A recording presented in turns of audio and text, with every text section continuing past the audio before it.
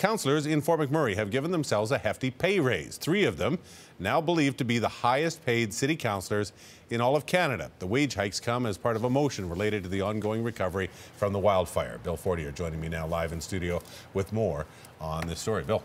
Well, Daryl, there's been a lot of backlash over this, even from some members of council.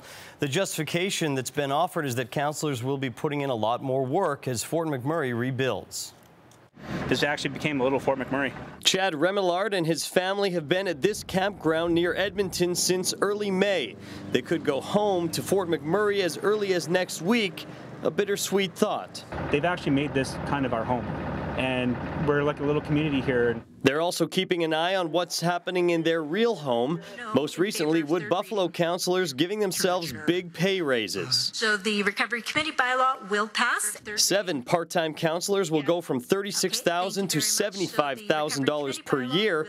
3 councillors on the newly minted Recovery Committee will now work full-time. Their salaries boosted to $150,000 per year, believed to be the highest base councillor salaries in Canada. This is kind of outrageous, actually, right now, at this time. The vote passing 7-4. The justification, the extra work councillors will put in during the ongoing recovery. I think that causes a lot of anxiety and consternation among the public. Among those who voted against the raises, the mayor, Melissa Blake. Her salary would also have bumped to $150,000, but she has said she won't take it. This council ran, and we didn't expect a wildfire, but at the same token, we knew what our commitments were intended to be.